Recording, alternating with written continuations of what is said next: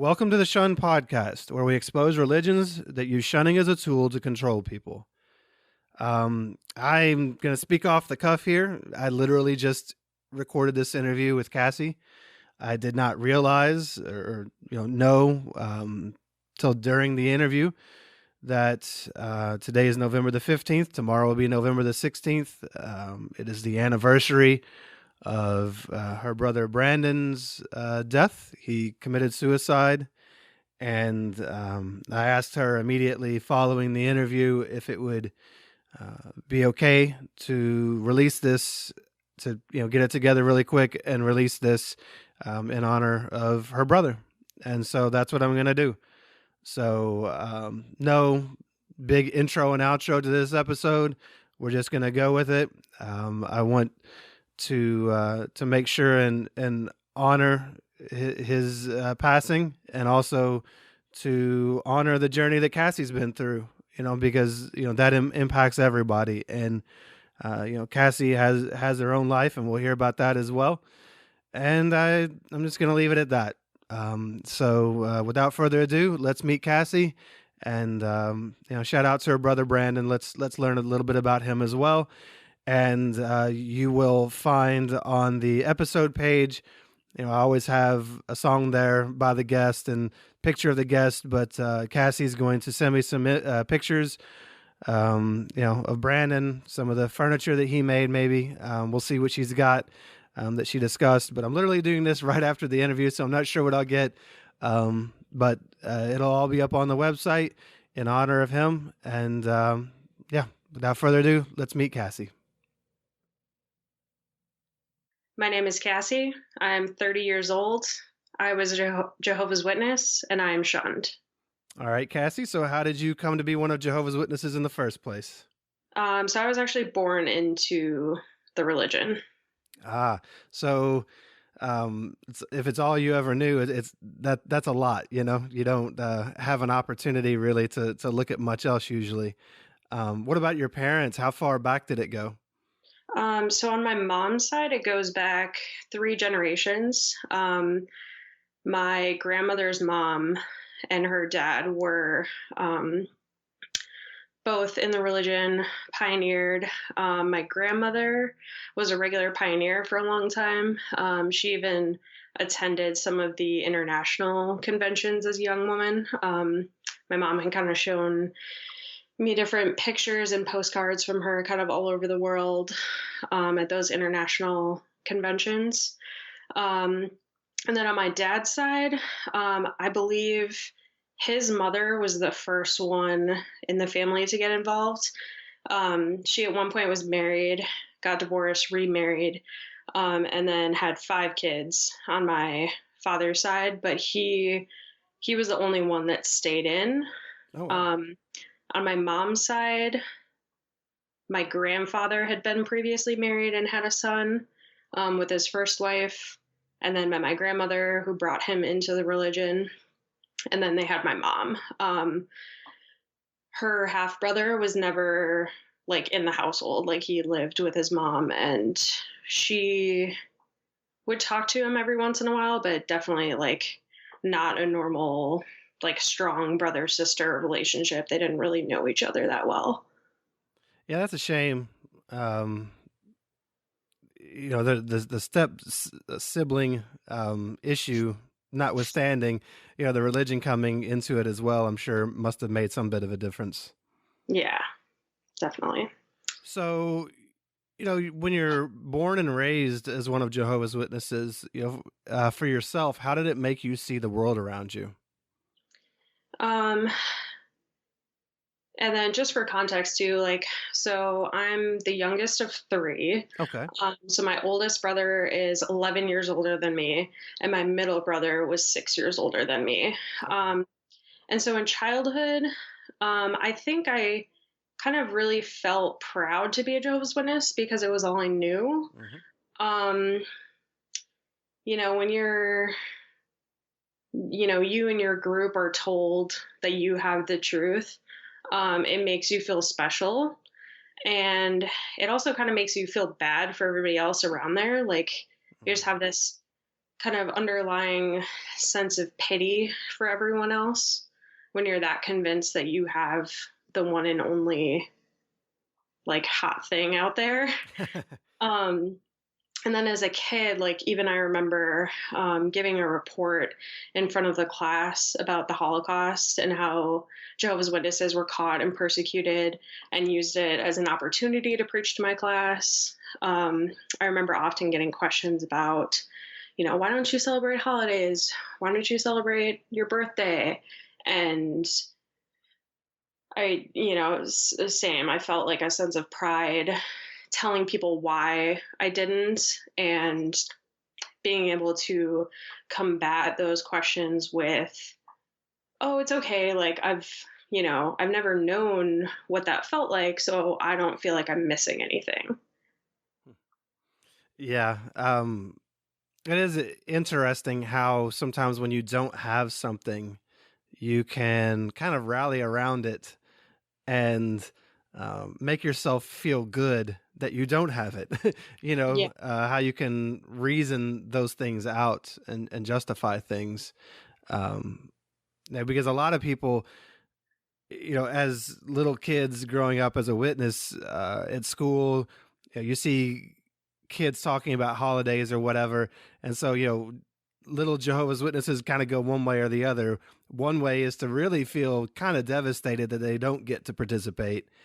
And the other way is to feel proud that they don't get to participate. Because that's kind of how we were taught, to really be proud of the fact that we weren't doing these things and that we were different and that we were to take pride in that. Yeah. So for yourself, what was your kind of like your family atmosphere like at home? Were you all the family that was studying all the time and, were your lives really revolved around it? Early on, definitely. As a kid, I remember my dad was an elder for a while. And then I don't know if I necessarily remember this part, but I know, and it might have been like when my brothers were younger, but my mom pioneered. And so my dad was the only one that was working. My mom pioneered. She did kind of like, selling Avon and stuff like that just to bring in some extra money. But yeah, we were definitely the family that did the daily scripture, family Bible reading, went to Bible or book study, and then all the meetings throughout the week, and then in service. I remember as a kid going over to people's houses for like CO lunches after the Sunday meeting and stuff like that. So early on, we definitely were very involved. Yeah. So, what about at school? How was your life at school? Were you, you talked about a little bit being, proud to some degree to be different. Did you fit in at all or have any friends or? No. What are friends?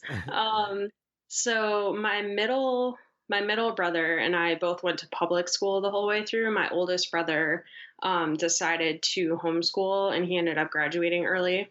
But me and my middle brother, we were far enough apart that we were never in the same school together. But even as early as kindergarten, I remember like Halloween time coming around and we were crafting construction paper jack-o'-lanterns, and I remember crying because I wasn't supposed to make that, but ultimately I got talked into it by the teacher. And then I kind of just felt like everything had to be modified for me. Again, another craft project in first grade, we were making like tissue paper wreaths, and everybody was doing green and red and white, and I had to make one with like pink and purple tissue paper. And then there was always the classic, kids or teachers would bring in like a treat for a holiday or somebody's birthday. and I was forced to go and sit in the hall by myself. I remember I would have teachers try to convince me that it was just a cupcake or it was just a cookie and it didn't really mean anything. But, every time I had to hold strong and go and sit in the hallway alone. Um, I remember I got pulled out of every sex ed portion of health class throughout my entire schooling. Um, I would go to the library and have to do some other project or report. I think maybe that helped me be able to like stay on task and be able to work without being supervised by a teacher. Because they would always trust me to like go down there and just get my work done and turn it in. But at one point I remember asking my mom once I got to high school, like, can I stay in this class? I'll need to know about some of this stuff eventually, like just, not to get into anything really, but the female body and how puberty works and all this stuff. And her response was, not right now, you don't. So again, not going into detail, but that definitely made for some traumatic experiences for me later on. I can only imagine. It, thinking back, I was allowed to be in those classes, and I'm kind of surprised. Yeah. My parents didn't object. But yeah, it's just these were often in like health classes because these are health matters, and you weren't allowed to participate in such health matters. Really, really just awful being confined that way to where you don't even know about yourself. Yeah. And again, it made for traumatic experiences when I got older because I'm like, what do I do? Right. Like, and, and then on the flip side, it's then when something happens, parent gets upset and it's like, well, Yep. Yeah, well, they didn't know any better. They didn't know anything, so yeah. there's only so much you can get upset about. Um, yeah, and I remember those those days sitting outside in the hallway while everybody was in the class eating cupcakes and cookies, and Mhm. oh, it's just the worst. Um, so what about at the Kingdom Hall? How were you there? Like, did you give talks and stuff from an early age, and how'd you feel about going out in service? Yeah, so definitely going to meetings as a kid, we were very much expected to sit quietly and pay attention. We were encouraged to participate, prepare for meetings, and try to answer as often as we could. Um, my brothers gave talks when they were young, and then when I got old enough, I started participating in the theocratic ministry school as well. I don't know exactly how old I was, but I definitely was very young. Um, and And what I about guess the field ministry? Did you like going door to door or as a kid, I did. yeah? I was very eager to go. Like, I remember one time, I think it was only me going out for some reason. Like, I don't know at what point this was, but I was definitely young. Like, it was before I got baptized, so I was probably between 10 and 12 years old. And I was ready to wake up, and it was outrageously early. Like, I had heard of somebody who was going to go out at like 6 a.m. or something. And I was like, I want to go. But it was just a brother. And so he might have been an elder, but he was supposed to come and pick me up at my house. And so I'm all ready, dressed, have my book bag, all my tracks are folded, I'm set. And I'm literally waiting, sitting in front of the window for like an hour and then longer. And I think I don't know exactly what happened, but I think he just forgot to pick me up or whatever. But I remember being disappointed about that. But as a kid, I did enjoy it. But then I started getting older and I would get very uncomfortable when somebody at the door would ask a question. And obviously, you always had an adult with you, but I would get very uncomfortable when I didn't know the answer. And so I'm kind of just looking up at the adult next to me, like, help me. And then they whip out their Bible and pull up some scripture. And then from there, I always never had any idea what was going on in the conversation because I had my little script planned out. And if it went off script, I was just lost. Yeah, those scripts are good to a point, but they don't really teach you how to really talk to people very much. Yeah. So I think I got to the point where I started not liking field service. Like it definitely became a burden. And I would fold my tracks and I would get up to a door, say, please don't answer, please don't answer, please don't answer, please don't answer. So I can just slip this tract in between your screen door and go. Yeah, I think a lot of us felt that way a lot of days.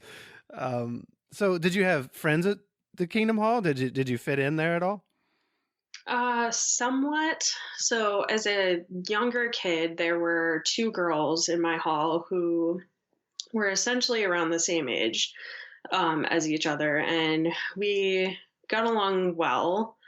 Um, but there were a few other kids that were a little bit older, and kind of once we started getting a little bit older, I remember kind of not like a mass exodus, but there was definitely people that fell off pretty quickly that ended up leaving, like young adults, early teens, late 20s or early 20s.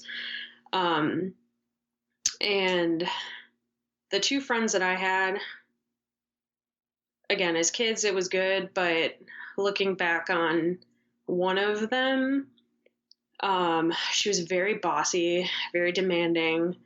You know, if I would go over to her house, it was always, we're playing with this toy, you know, this is what we're doing, blah, blah, blah. And, you know, it's looking back on it. And if that person wasn't there and I wasn't forced to have that be one of my only friends, I would have never been friends with somebody like that. Yeah.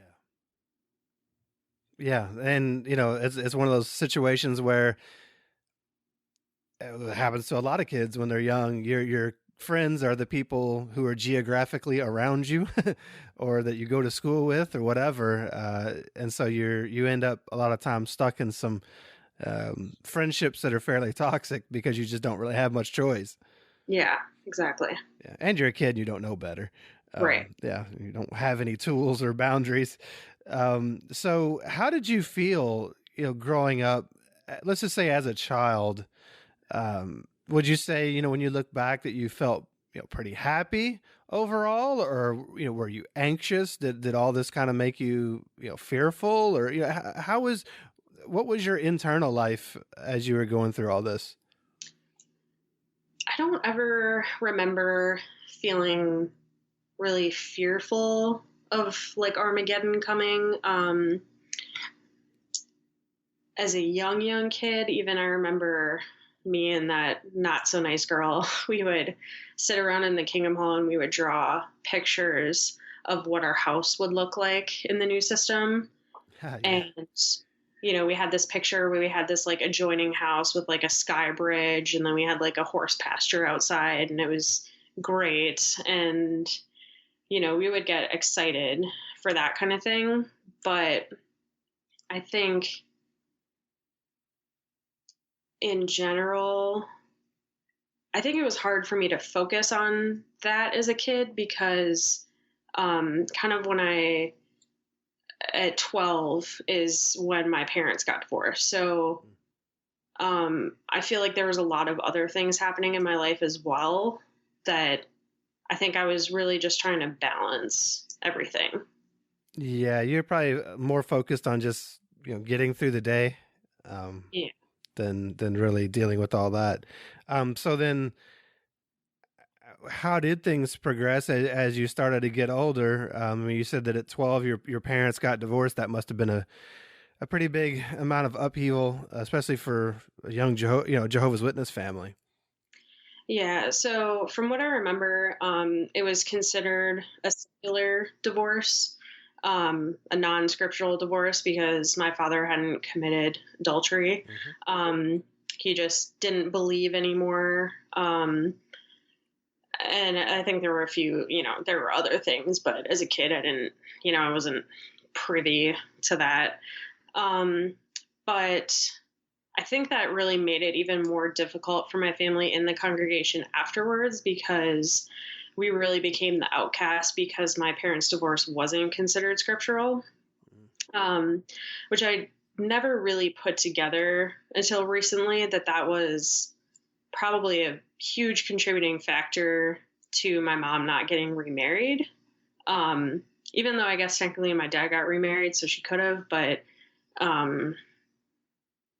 just one of those weird policies that you don't really put together until you're older and out and figure it out. And even then, it doesn't make sense. Yeah. I'm like, well, scriptural, secular, what? Yeah, so my mom suffered from anxiety. So she didn't go to social functions really, nor was she ever really invited, because all the moms were friends, all the dads were friends, all the kids were friends. So kind of as I started getting older, I think I would get like pity invited to some of these social things. But I always remember feeling pretty left out once I was actually there. My mom's meeting and service attendance kind of declined after that, but I feel like us kids were still expected to find a way to get to the meetings or to go out in service, whether it was one of my older brothers driving or finding a ride. I remember finding an older girl in the congregation that drove, so she would come and pick me up every once in a while. But I definitely always felt a lot of pressure from people at the hall because I was constantly being asked where my mom was. Why isn't your mom That's tough. I'm like, Wow. she's not feeling well. And so, yeah, there's definitely a lot of pressure when it came to that. And then, just from the whole divorce perspective, I felt betrayal from my dad because not only was he leaving our family, but he was leaving the organization. And as a kid, again, when you believe that that's the truth, that was a hard pill to swallow. And at that point, I was the only kid who was underage, who was under 18. So it was court ordered that I still saw him. But it was always hard because, essentially I was taught that I wasn't supposed to be associating with somebody who wasn't a Jehovah's Witness. So I think a lot of that probably contributed to strains in our relationship later on in life, among other things. But, even though it's dad, you're still taught that you're not really supposed to be associating with that person. Yeah, and he wasn't even. So I guess he didn't even get disfellowship, did he? You can be for not believing. So yeah, he did. Oh, he did. Okay, yeah, gotcha. Yep. And because he didn't believe, he wasn't just your average disfellowship person. He was an apostate on some level. That's how they would see him. If he was questioning or no longer believed. Did you feel that at all, or did you know anything about that? I don't think so. I was just wondering if that made it even worse on you if you had known, because that word carries so much weight with it. Right. So how did things go? I find it interesting that you were still expected to go to the meetings and stuff even when your mom didn't. I know there was a point in our marriage where Jenny, I had pretty much quit going to the meetings, and Jenny was like, well, if I go, I know I'm going to be asked, where's Mike? And I don't think I can handle that. And so for you all as kids to be put in that situation where you have to answer for your mom, that is really tough. Even if nobody had any malice in putting you in that situation, it's really unfortunate because there's a lot of pressure there to almost be like the spokesperson for your own mom. Yeah, and you have sisters kind of giving you these eyes of like, you know, not believing that she doesn't feel well or whatever their assumption was. And to take that on as a kid and a young adult, I'm almost positive that that was a contributing factor to when I started getting a little older, maybe like 15. I started suffering from migraines and dizzy spells, to the point where I was like going to neurologists trying to figure out what was wrong.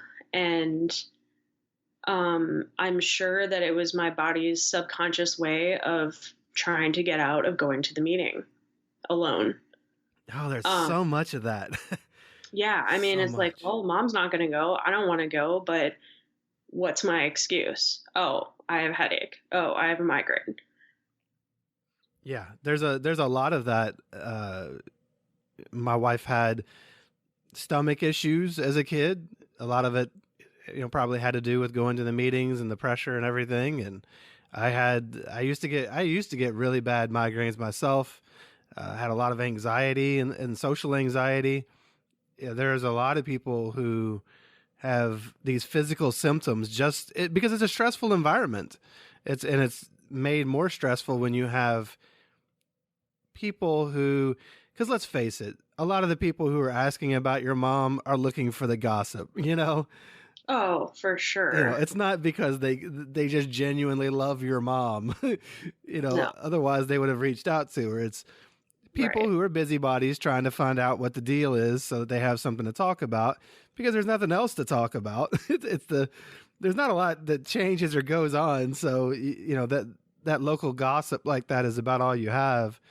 And, Exactly. and I just hate that it puts pressure on you. How did your brothers deal with it all? How were they as far as, like being witnesses? Cause they were brothers. Were they pushed to like reach out and such? Um, I think so. I guess when my parents got divorced, if I was 12, my oldest brother would have been 23. Um, I think he had kind of started fading a little bit. And same, my middle brother Brandon would have been 18, just 18. Um, and I think he was kind of at the point of being fed up with all of it and just didn't really want to go. So he really struggled with my parents' divorce. He kind of went into a deep depression, attempted suicide on multiple occasions, and got into drugs and alcohol. And that's not something that's ever really addressed. There's no Sunday talk on how to be a good support system for somebody who's dealing with stuff like that. So I don't know that he ever really got the true help that he needed. And that's also just based on my parents' lack of tools. How do you know how to handle something like that if you're not taught? So he really felt like an outcast and often referred to himself as a black sheep. And there was one instance where I was staying overnight at a friend's house, and her dad in the morning grabbed the local paper and showed it to me and was like, "Isn't that your dad's car?" And I was like, I don't know. It's like, "It looks like your dad's car." I'm like, "Sure, maybe." And then not much longer later, my dad called and asked me to come home, and he explained what had happened and that my brother had attempted. And so he had been in the hospital. But again, it's like based on how little support or talking to that I got, of like, how are you doing? How are you handling this? Are you Yeah. okay? I can't even imagine, the lack of support that he felt.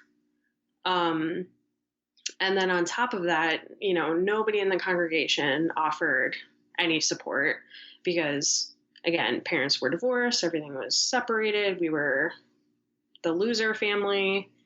Um, it's like other families, you would see somebody who, maybe an elderly couple who somebody wasn't doing well, people would cook them meals and drop groceries off at their door and call and check on them, and we just got like ghosted. um and when people did try to go and support my brother and go to the hospital, they got turned away. They got turned away. Yeah, my mom turned a person away who was trying to be supportive and come and visit my brother to see Aw. how he was doing. And I think it's I don't know. I'm sure she felt like it was too private of a matter to have anybody there. Yeah, it's there's so much stigma around anything like that, and even more so in the organization, I think, because it's just not something that's talked about. And yeah, it's just a shame. I really appreciate you bringing up the lack of support because when something like that happens, well, I mean, let's just rewind. When your parents got divorced, did you get any support? No, I can't remember if it was ever offered of like counseling or anything, or if we did, or if as a kid we turned it down. But I really don't remember. But like congregationally, you would think there would be some support, right? Like you would think Oh yeah, that definitely. you would think that if they're shepherding the flock, that here, okay, like here is a wife who and some kids, and they all might need some support. Or the same thing, with these suicide attempts. You would think that they would reach out to you and try to see how you're doing, if you're okay. I mean, I remember when my mom went into um, some mental health facilities a couple times, and I just remember not having any idea what was going on other than that my mom was gone and that we could visit her occasionally, and it was awkward. And like nobody talked to me about anything. No elders ever asked how anybody was doing. Same when my brother was shunned, nobody ever asked how anybody was doing. There was no support. And you just see that the limits of their care. They don't really care. Yeah, and maybe I do remember some shepherding calls, but again, it doesn't resonate or stick with me because it's always the same thing. Let's pull out a Bible, let's read this scripture that doesn't relate to this situation whatsoever. Yeah. And, you dig into that scripture and you figure out how it's going to help you. But it's like, you're never really talking about what's going on with that family. Yeah, how are you doing, Cassie? How do you feel? Or your brother, or or your mom. Yeah, they don't see the people. They just like kind of come and do the thing they have to do, and it kind of gets to the way they see people as You talked about the difference between how some of the elderly ones, let's say, were treated and how your family was treated, and you see the elderly people. They may have some problems because they're elderly, but they're not seen as a problem. And when you start dehumanizing people and just seeing them as a problem, as drama, instead of trying to help them, you really don't have any connection there, and it doesn't seem like they were connecting with you guys at all. Yeah, that's a really good way to put it. Yeah. Yeah, it's unfortunate, but that's, that's what narcissists do. When you look at narcissists, everything's about blame because they're always just seeing other individuals as problems that are in their way that would take their time, and that they maybe wouldn't get praise from or for helping. Whereas a family like yours needed that help and nobody was around, which is, I mean, it sucks because I'm sure it would have helped everybody. Just to, everybody needs that helping hand in those kind of moments. That's tough. Yeah, just like a human check-in, it doesn't have to be about the religion or the organization. Yes. Just check it, Yes. check in on each other. And when that's the only community that you have, you know, how is somebody supposed to not be resentful of that? Which is part of why I wanted to share my story and also be able to share Brandon's story, because we'll get to it, but he's not able to. Yeah. Yeah, absolutely. Speak for him. That's a beautiful thing.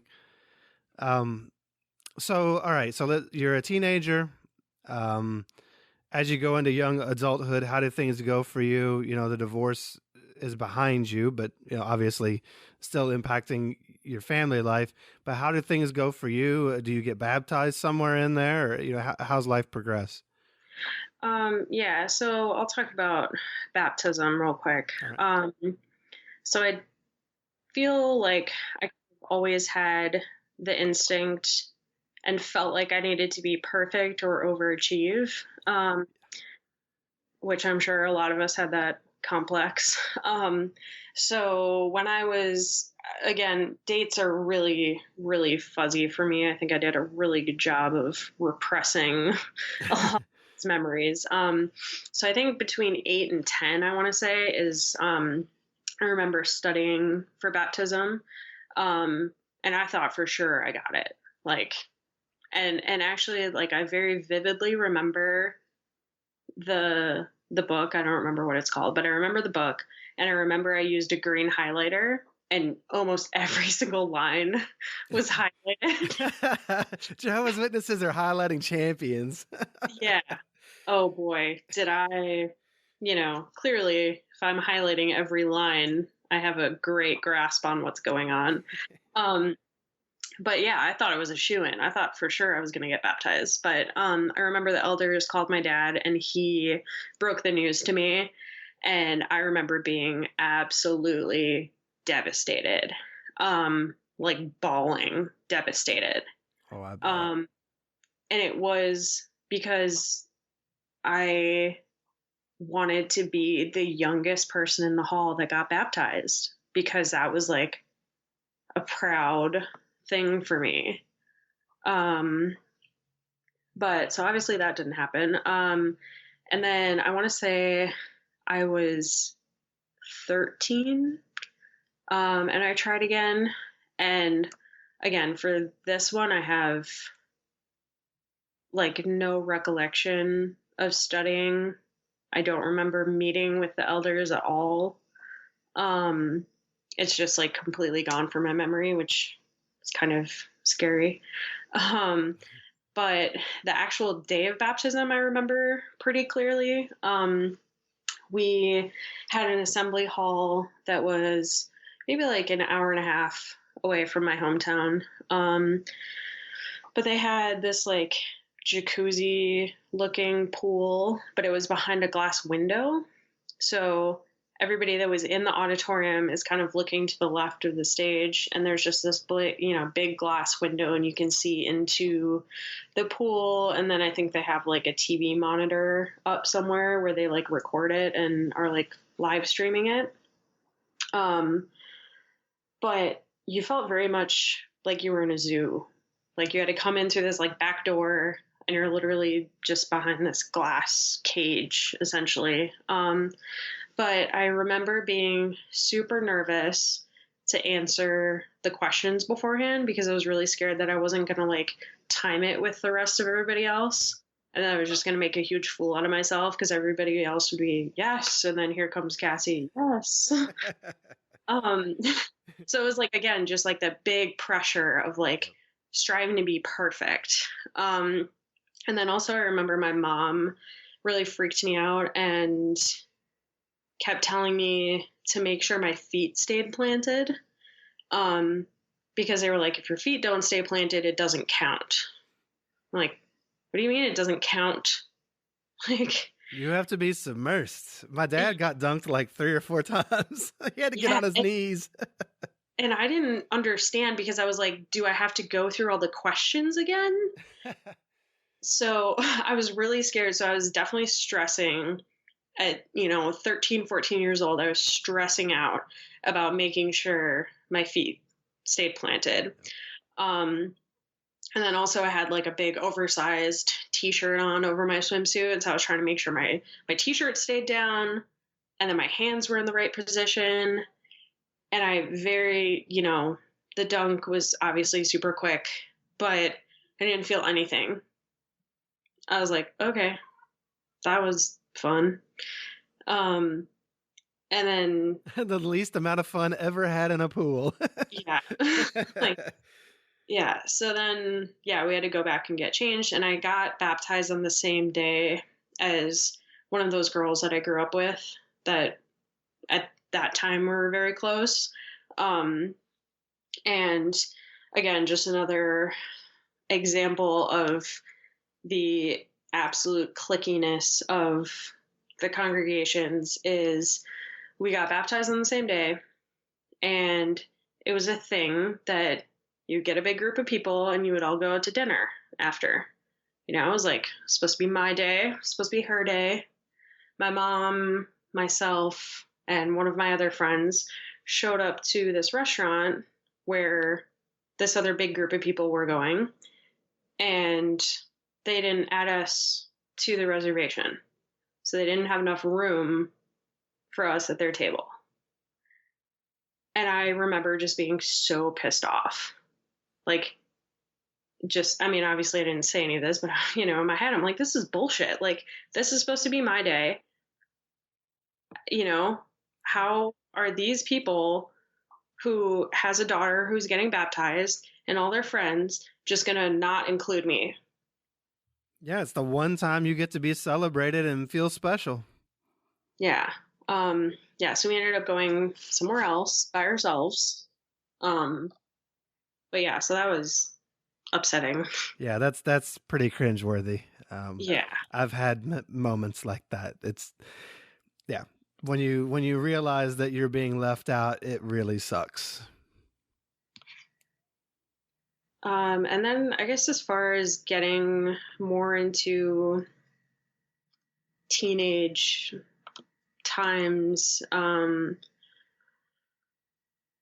guess when I was 15 and a half, I got my first job. If anybody in the Midwest knows of Culver's. Oh yeah, we've got a Culver's. Yeah, love Culver's. Butterburgers. Yeah, I'm in the East Coast now, so I always get a hankering every once in a while and cannot be filled. So every time I go back home, I always hit up a Culver's. But so that was my first job. And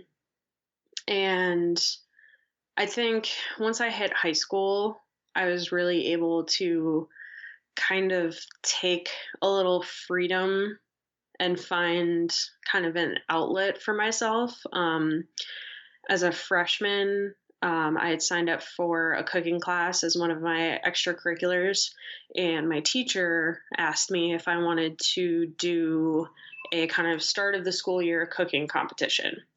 And I asked my mom, and she said yes, because it was just like an in-school, in the classroom, small type of thing. Right. And I always liked cooking at home. Me and my brothers were sometimes tasked with cooking dinner. Even if it was like hamburger helper, I would bust out the Worcestershire and like the dried oregano and just try to jazz up the ground beef a little bit. Pretend like I knew what I was doing at that point. Um, and my brother Brandon at one point had thought that he wanted to be a chef. So of course he always was like, "Oh, you're just copying me." But that first competition that I did, I ended up winning second place. And it was a lot of fun for me. Looking back at pictures though, I'm thoroughly embarrassed, not embarrassed, but like looking back at what I made to the skills that I have now is pretty hilarious. I Was it? Please tell me it was Hamburger Helper. so bad. So I took a chicken breast and marinated it with soy sauce, honey, and lime juice. And I brought my mom's George Foreman to school so I could grill the chicken Nice. breast. I did some steamed broccoli. And then, of course, it's competition, so it's timed. So I did a baked potato, but I microwaved it. Yeah, so I did a microwaved potato, broccoli, and a marinated chicken breast. And I won second place. So, um, yeah, it's pretty funny to think about. But I had so much fun doing it, and that was something that really was a huge spark for me. So somehow I convinced my mom to continue to let me do these competitions. There were definitely a few times that she saw me spending an excess amount of time at school, after school, and she would make comments about how I shouldn't even be allowed to do this and that I was associating with worldly people. But I think I was always like, but it's just cooking. You know, it's not like I'm on the volleyball team or it's not like I'm doing band. Like, it's just cooking. Um, you know, which is always a good skill for a good JW wife, right? Right. Um, yeah, so throughout high school, I competed in probably close to 20 competitions. And then I helped out with some catering events that were in the school and in the community. And I got certifications about safety, sanitation, stuff that you don't even get until college or adulthood. Um, and so at that point, I like really felt like I had found my niche and just fully wanted to pursue it. Um, but then, of course, there was definitely pushback at the Kingdom Hall because I wanted to either go to the Art Institute or Le Cordon Bleu, and everybody was like, "Well, why do you want to go there? You know, there's a tech school 20 minutes down the road. Why don't you just go there?" But it was cooking classes that, you know, you got a certificate at the end, but everybody's like, why don't you just stay at home and make sure you're going to meetings and you can go take these cooking classes? So, Yeah. Why don't you just go to meetings and go to more meetings? right. And then never do what you want ever. Never do anything. Yeah. But yeah, so, and then once I got to 15 and a half, I got my first job. Our family was, you know, did not have a lot of means. So I needed to kind of do my part to contribute. But I think that really helped me kind of figure out that people in the world weren't so evil and bad. You know, I started making friends with coworkers and like, you're not a bad person. And then at 17, I got a job in a quote unquote real restaurant, working as a line cook. And at that point, I think that's when I really, really, really started breaking away. I think at 16, I had kind of started fading a little bit. I had gotten comments from these two friends. I text them to ask if I could go to a concert with them that was happening on the weekend. And the response back that I got was something along the lines of, you need to focus on your meeting attendance before you focus on social events. Oh, yeah. If you can go to the mall, you can go to the hall. Yep. Yep. So that definitely put a bad taste in my mouth. On top of the other situations where we would just get ignored or left out of things. I was like, but we grew up from like babies together. Why? And I just couldn't wrap my head around it. Yeah, because they're not, once again, they're not seeing you as Cassie.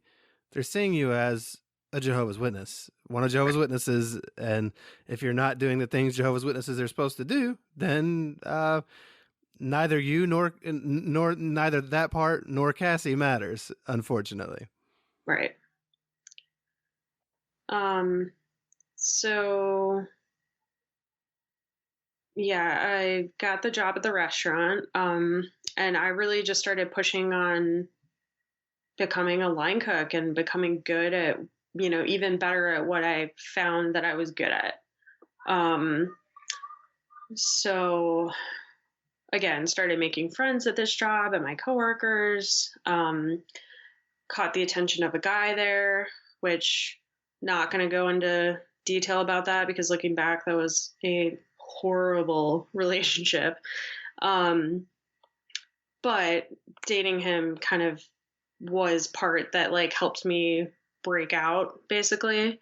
I knew that my ultimate goal was to move and to go to school. But at that point, I just wanted to experience life. My mom had kind of called me out about sneaking around, quote unquote. Lots of times I told her that I was staying at a friend's house, and, she called me out on never going to meetings anymore. And so I kind of, at that point, just blurted out to her. I was like, I don't want to go to meetings anymore. I don't want to be a Jehovah's Witness. And she hit me with the good old guilt trip of, well, when your grandmother finds this out, it's going to kill her. Because she was in a nursing home at that point and she was very ill.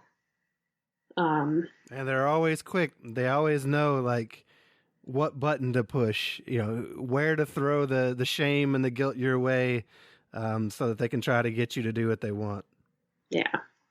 And then my mom didn't talk to me for about 3 weeks after that, like not a single word. But then after that, she kind of just dropped it. I don't remember her ever really pressuring me to come back, and she never actively shunned me. I'm not really sure how she justified it in her head, and it was never a conversation that came up, because obviously I didn't want to put the idea in her head that she should be shunning me. Right. But when I moved out, our relationship became so much better. I moved and went to school. I would come home and, I started getting tattoos, and that was just became one of my things. My brother Brandon had quite a few. He actually, I think it was my 19th birthday, I had gone back home and he had gifted me a tattoo for my birthday. But yeah, so every time I went back home, my mom was like, oh, let me see your new tattoos. And it was just very, not Jehovah's Witness like at all. Yeah. But again, I never wanted to bring it up because I didn't want to put that idea in her head. She should be not talking to me. And I think part of it was because at that point, kind of all of us were out of the house. My oldest brother had gotten married and started having kids. And my middle brother, Brandon, he kind of hopped around. He was back and forth between home and wherever else he was living. But before I went off to culinary school, I don't know if it was through my mom or if somebody from the congregation had seen me and this guy out in public. But I had gotten a phone call from the elder, and he wanted me to come in and talk to him. And I said, absolutely not. Like, you can't treat people like this. I'm not coming in. And so the next day, I wrote a very short, like, one sentence disassociation letter and sent it in and never looked back. Wow. So what was the sentence? Just like, I think it was, I no longer want to be one of Jehovah's Witnesses, period. I was just imagining like, fuck off. Yeah, I don't think I had those kind of balls back then. Yeah. I was like, I just want to go. Just leave me alone. Yeah, I understand. Yeah, like, and you instinctively knew that this wasn't going to be a fair conversation in any way.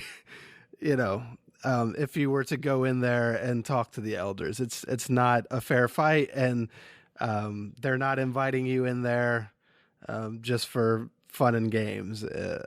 Right. And to that point, they had never seen you as just being Cassie. So what were the chances then they were going to see you as a human being?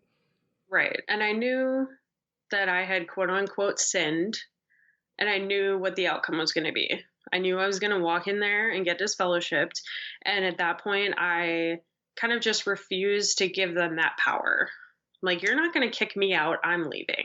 Yeah. You can't fire me. I quit. Yep, exactly. So what happened when you disassociated? Like that's a big deal. How did you feel after you did it? And did it change your relationships? I felt great afterwards. I felt like didn't have to sneak around to, and not like I was a super rebellious teenager at all. I was the rule follower of all rule followers. As a kid, even I remember one point where I just feel guilty about everything I did. So, and then not wanting to get punished for something. So there was one point as a kid where I remember I had lied about something, and I felt so guilty that I went to my mom, I came clean, and I basically laid out my own punishment.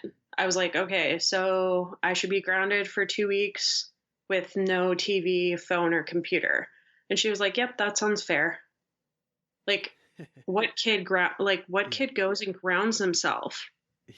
Yeah.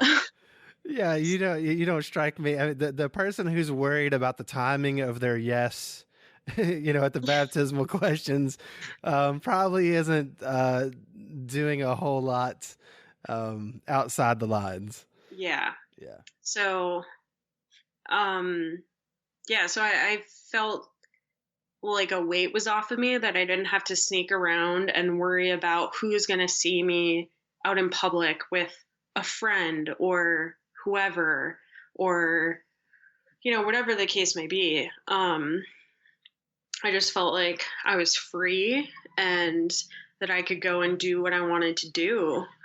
And, any mistakes that I made, that was on me. And I had to deal with the consequences, not somebody else telling me what the consequences were.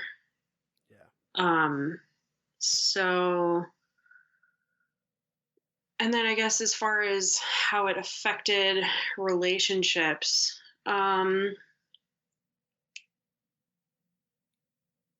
again, with my mom, I was quite surprised that she, was still talking to me and that our relationship got better after I left.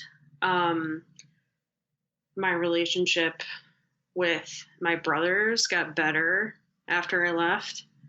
Um, and I was able to build true friendships with people. When I moved and went to culinary school, we had basically the same people in our classes throughout kind of all these cycles. So I became friends with quite a few people that were in my class, and they were all super supportive and wanted to help me experience some of those first time things that people, that we missed out on our entire childhood. Like, I went trick or treating at 21. Yes. Just walked around, and some guy's like, "How old are you?" I'm like, "I'm 21." He's like, "Here's a beer." I'm like, "This is awesome." It's beer trick or treating. Yeah.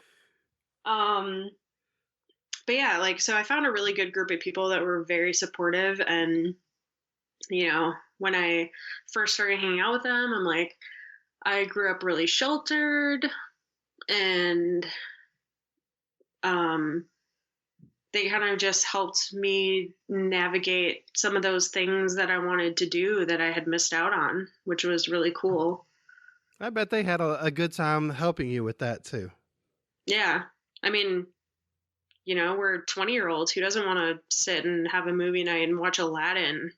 Like, it's just, for them, it's nostalgic. And for me, it was a first time thing. So it was, that was a fun experience. It was good to kind of see those things through their perspective of reliving some of those fun things, and then my perspective of getting to do them for the first time. Yeah, and people like to help, and when they feel special because they get to help you, so everybody wins. Definitely. So where do you go from there? You're in college, you've disassociated. Where's life go for Cassie? Let's see. I think, well, so once I got out of school, I started working in hotels. And again, this was kind of the point where, after moving out and not living in the same house, like, my relationship with my brother got a lot tighter. And he was my middle brother. We were obviously the closest in age. So, and then me being a little sister, I obviously was the punching bag. Got picked on a lot as a kid from him. So growing up, we had kind of that classic sibling rivalry, but once we were kind of away from each other, our relationship got, a lot closer. And so we would, anytime I came back home, we would go shopping, we'd go to the movies, we'd go bowling. We would hang out. Like I said before, he bought me my second tattoo for a birthday present. And we would just like spot each other money. He introduced me to a ton of great bands. We would just go drive around and jam out to music. But at this point, he had asked to borrow some money,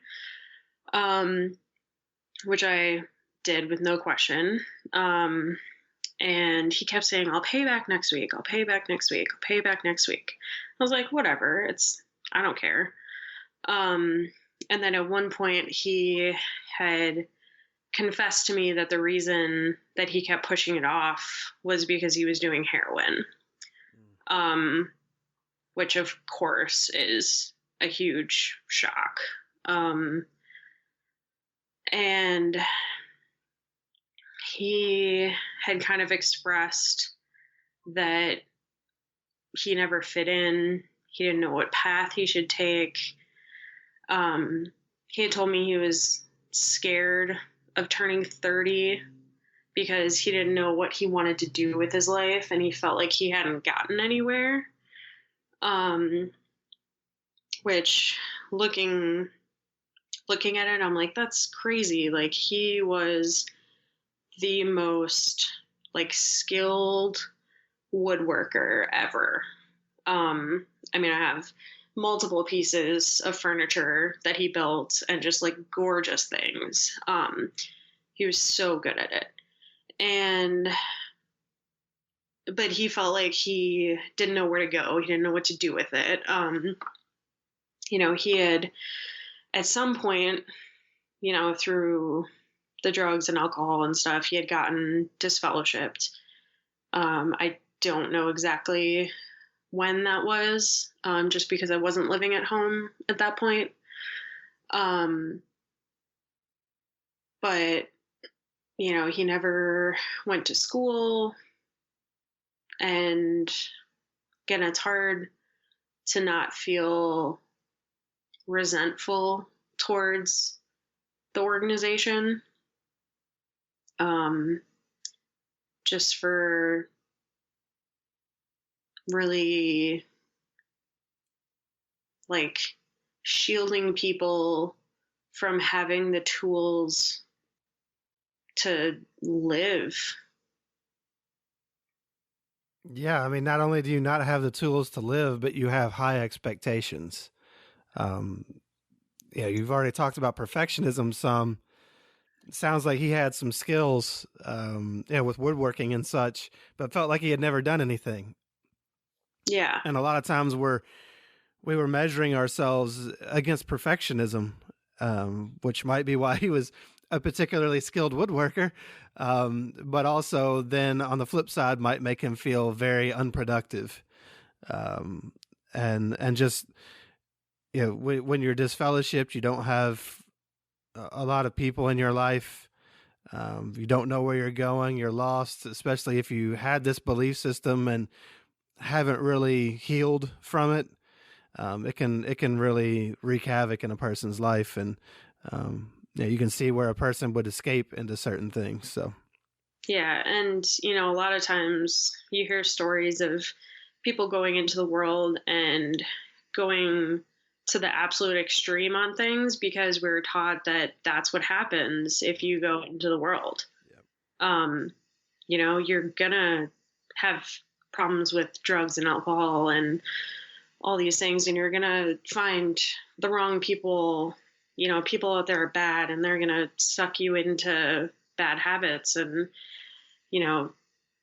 some people just don't know how to regulate the truth of how the world is compared to what we were told the world was. Oh, absolutely. And it becomes a self-fulfilling prophecy a lot of times for people because they think they have to act a certain way in order to be accepted, especially if they have very few social skills. And I mean, let's also say that it sounds like he had some issues earlier in life too that, maybe weren't really helped, with the divorce and stuff when, maybe nobody ever got him the support he needed. Who knows what he was dealing with, what all he was dealing with. Yeah. And yeah, he always, told me how proud he was of me. And I always told him, I'm like, you can do the same thing. You can go and, you can do it. Yeah. But he just never believed that that was possible. And we were never taught how to ask for help or talk about anything that didn't relate to being a Jehovah's Witness. And on top of course, there's still the stigma and, he had an illness. But again, it's hard to,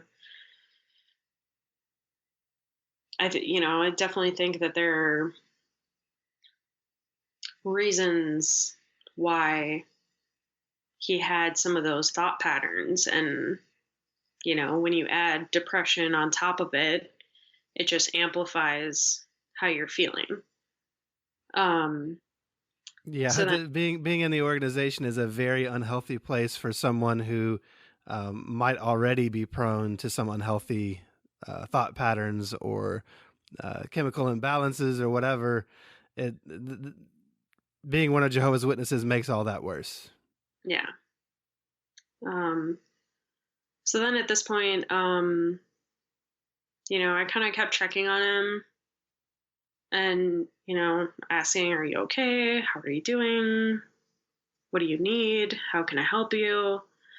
And then at one point he was like, I'm clean, doing really good.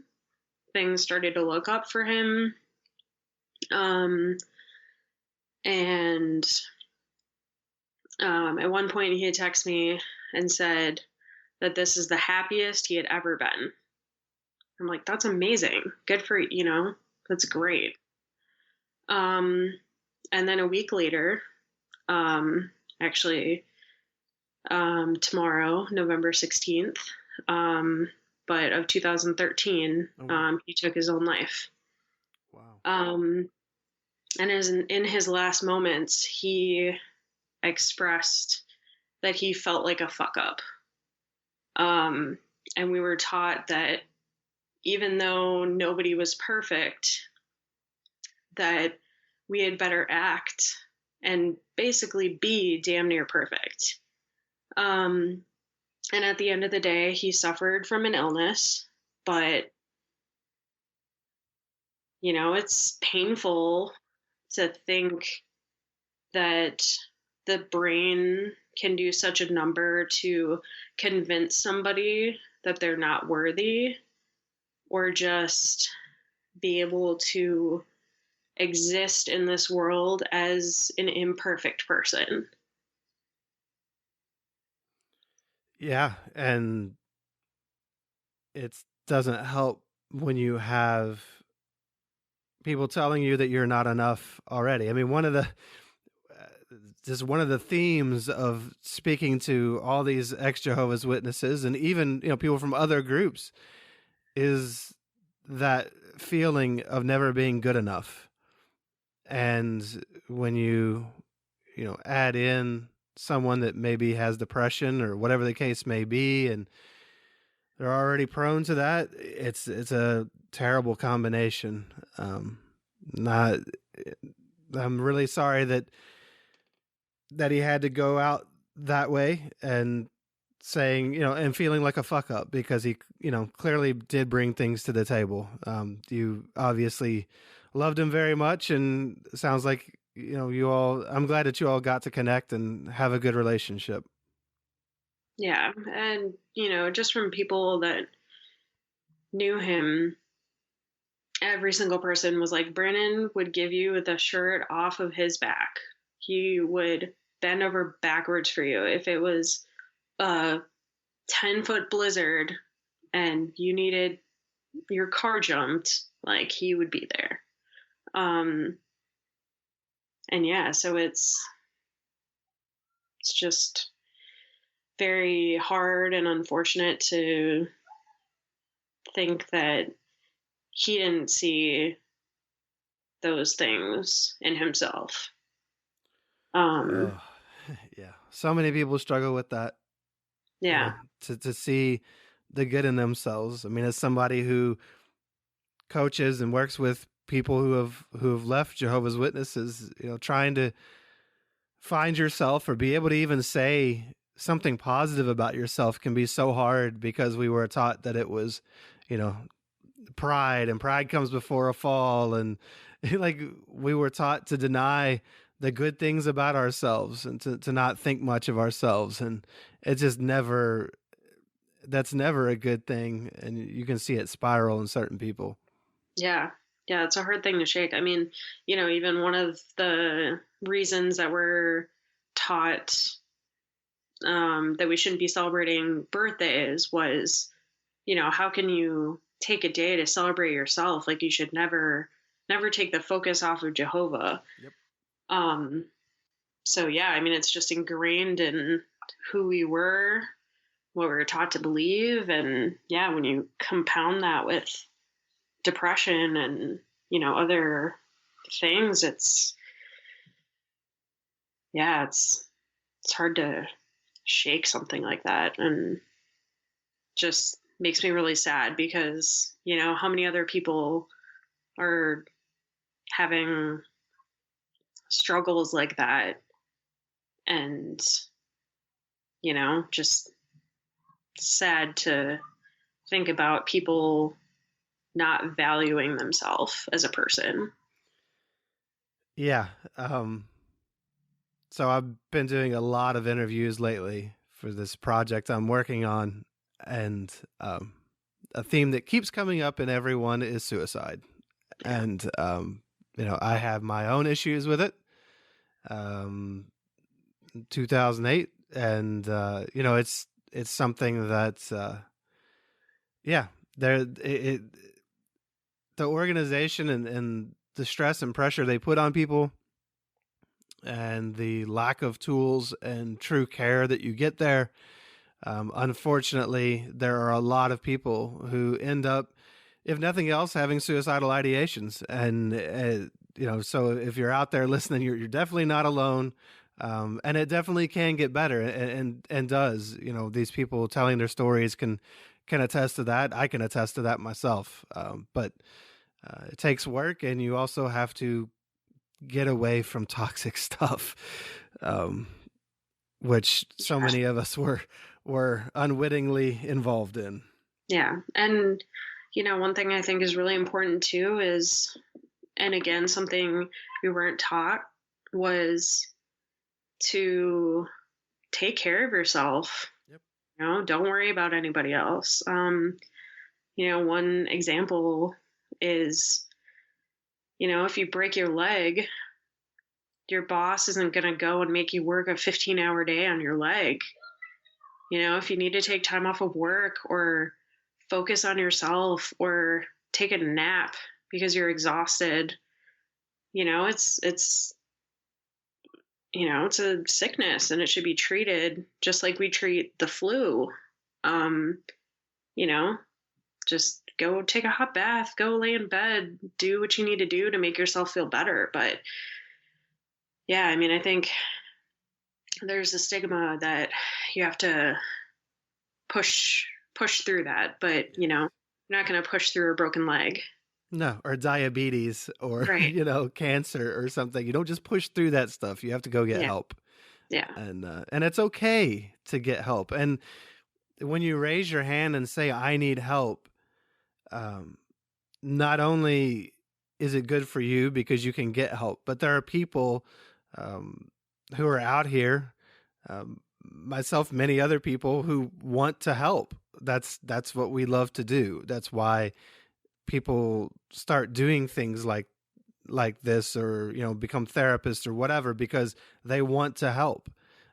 So you're not just like taking from somebody, you're giving someone an opportunity to give and to be of service. And that's one of the most pure things that humans do. One of the purest forms of love is for people to be able to do that for one another. So don't rob others of the opportunity, and don't rob yourself of the opportunity. Reach your hand up in the sky and say, I need help. And that's fine. Don't be proud of it. Don't be ashamed of it. Absolutely. Definitely. Yeah. It takes, it's not a sign of weakness at all. No. It's a sign of strength to say, I'm struggling, and that's okay, because we all do. Yep, absolutely. To admit your humanity is a very strong place to come from, because we are all human, and we all need help. Everybody does at some point. Absolutely. So, so when that happened, how did it go for you all? How did you heal from that, or how did you address that? Not that you ever completely heal from it, but how did you kind of start to grieve that process? And especially because you're out, and so you may not have some of the community you once did, though it sounds like you had at least had better connections with your brothers. What about like with your mom and everything? How did what was the fallout? That was definitely a really tough time. he, yeah, I mean, for a while, like kind of the next day, we're not really sure what was going on. Um, so I ended up at the hospital with my dad and my stepmom, um, because he was still alive at that point. Um, it was a very eerie day in general, night, I guess. Um, and yeah, I don't know. Just trying to think of how much detail. like, It's up um, to you. yeah. So basically, I had awoken to a text message from him. Um, and I tried desperately to call him and to get a hold of him. But, anyways, the next day, he was at the hospital, and me and my dad went there. And the hospital that he was at was about 4 hours away from my hometown. Um, and my oldest brother was also in the hospital with pneumonia. Oh, wow. Yeah. So he couldn't leave. And my mom at that point was disabled, so she couldn't leave. So it was just me and my dad and my stepmom at the hospital with Brandon. And we had to make some obviously very tough decisions. But, and I can't imagine, yeah, the whole thing about suicide is like the grieving process is so messy and Sure. it's so different than, like, I don't want to say quote unquote regular grieving process. Sure. It's just different. Um,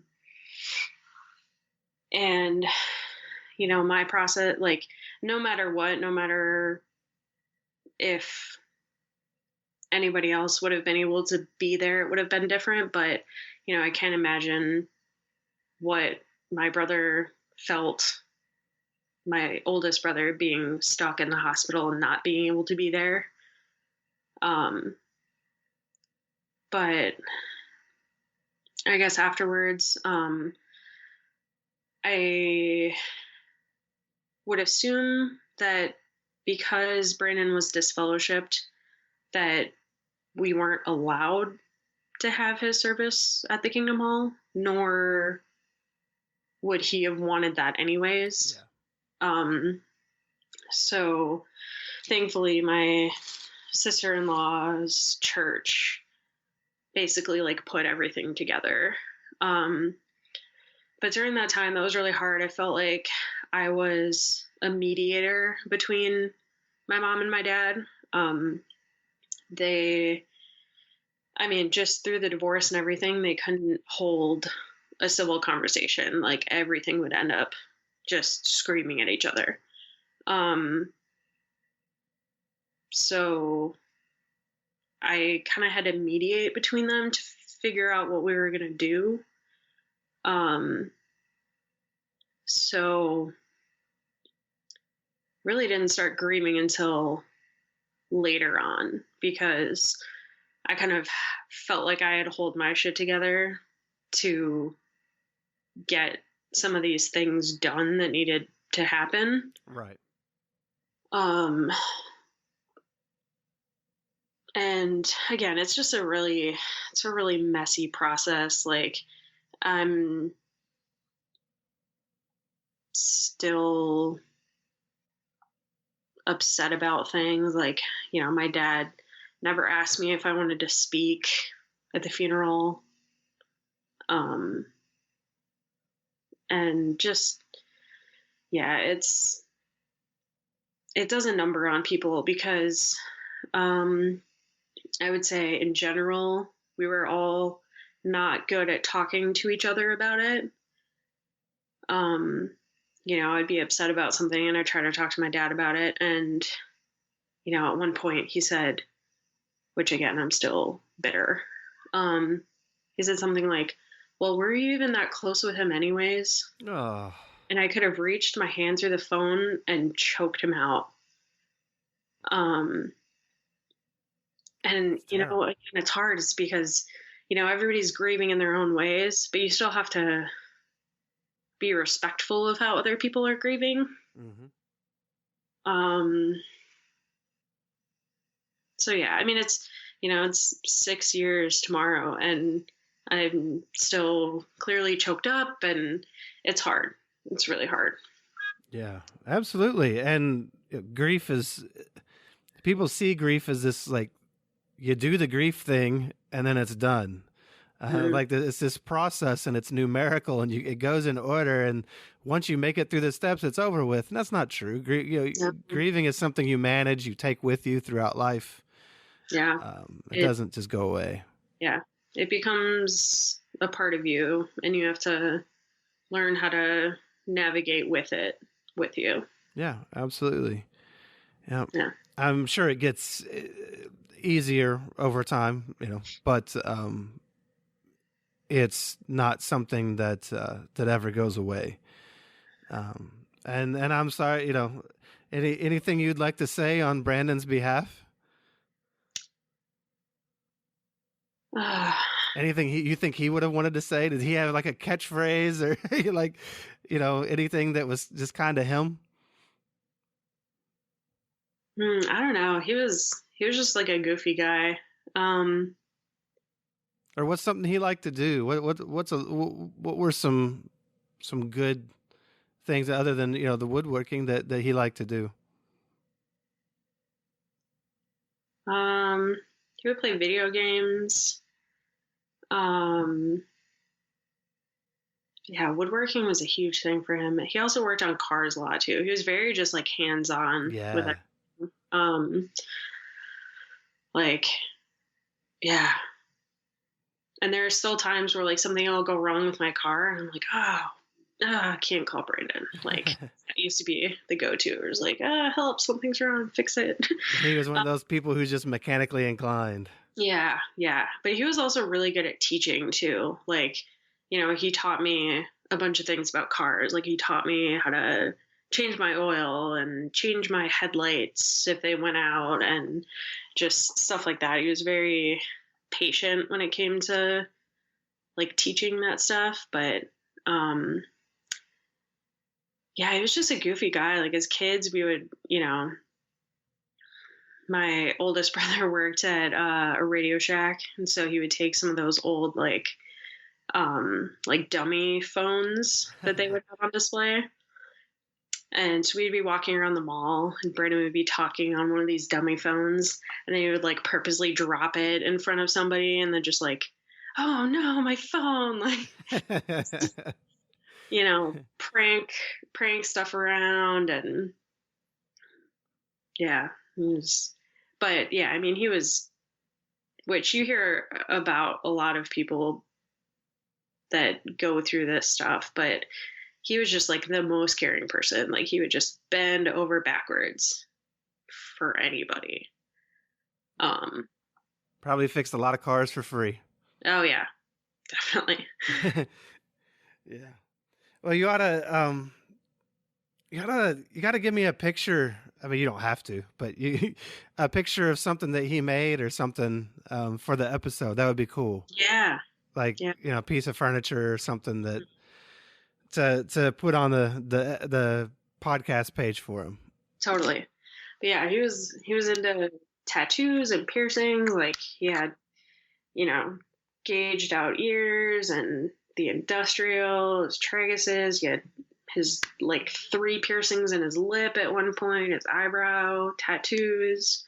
He showed up to, this is one of my favorites. He showed up to my niece's baptism with like a Smurf blue mohawk in their church. And that was like one of Yeah, like, I think that was kind of his attitude on some things was like, just flip it off, like, I'm gonna walk into this church with a mohawk and I don't care. He was just gonna do him. Yeah, Yeah. exactly. I like that. And I'm very jealous of the mohawk. I never had enough hair to do that. Not that they would have allowed me as a witness anyway. Right. But yeah, I don't think I could give a talk with the Yeah. mohawk.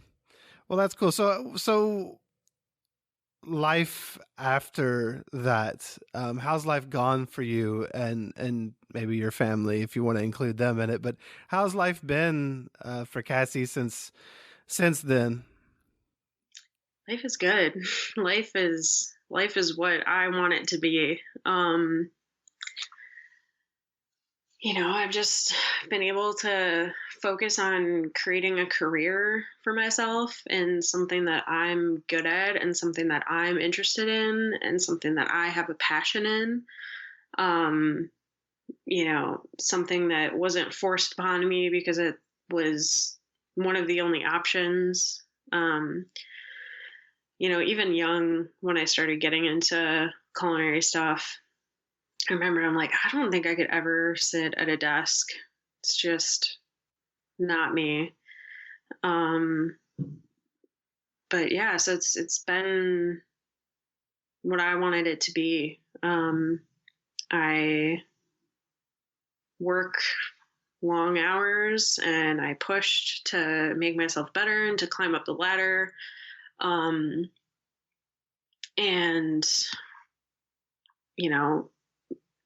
make friends with people, like just whoever I want. And then through this whole career thing, I was able to, pick up and move or halfway across the country from the Midwest to the East Coast, and just not have to worry about any other factors besides this is what I want to do and this is what's going to be good for my career. Just trying to figure out what's next, I guess. Yeah. Any big events happen recently? I got married. That's what you're alluding to. Yes, yes. Yeah, so I married a worldly man. So yeah, I mean, and that's one of the great things. It's like if I wouldn't have taken this job on the East Coast, that wouldn't have happened. So started at this hotel and our opening got pushed back by a month. So we had to hire some supplemental staff. And at the time, my husband was working for a catering company in between going to school. And so he showed up one day and started chatting and liked the same music, like the same bands, like the same kind of movies. Because I am not a traditional chick flick girl. I like Star Wars and Avengers and superhero movies and stuff like that. So we kind of clicked on that level. And yeah, we just got married in September, and his family has been a huge crutch for me, I guess. Because there have been other things that have happened since I moved out here.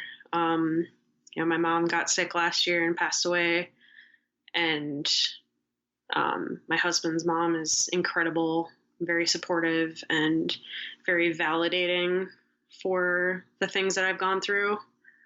And they just really, his whole family kind of just took me in with open arms, and that's been a really special thing, especially being away from home, to kind of have another family here that I can lean on, which has been really great.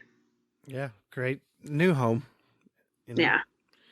But what about dreams? Do you have anything that you want to do in life, or that you're looking forward to? For yourself, for your marriage, for just life in general? Um, I wouldn't say I have any like super big plans, but I guess kind of just on the bucket list is I really want to travel. That was one thing that I felt like a big loss to me as a kid was not ever going on vacation. Yeah. Um, we would do like day trips to the zoo or something, but we never went on vacation. Um, so a few years ago, I went to the Outer Banks, North Carolina on my first vacation and just spent the week at the beach. Um, I'm going on my honeymoon in December to Jamaica, but there's so many places that I want to see, um, just all over the world. Um, and eventually I want to have a family and, you know, just looking at my life compared to like how my husband was raised and just thinking about the differences in how to handle things and just being really open and honest and communicative. But yeah, I mean, that's hopefully on the horizon someday is having a family and just doing things our way. That's beautiful. I know you talked about wanting to travel, and that's something you never got to do. It just kind of made me realize that you probably may not feel this way because you're in them all the time, but I love hotels because we never got to go as kids. Like Yeah. the few times that you went and stayed in a hotel, it was like magic. I mean, we stayed in tents at times when we camped and stuff, but to actually get to go to a hotel, and I don't even need a nice hotel. I just want something that's fairly clean I can sleep in, but I like hotels. Yeah. And to be out traveling places is a very cool thing to do. Yeah. Yeah. I don't mind hotels either. When I was working in hotels, it was nice because I would get free rooms at other Oh, locations. cool. Yeah, so I mean, there would even be times where I would just go into DC. It's like, let's just do a little staycation and go stay at a hotel and find something fun to do.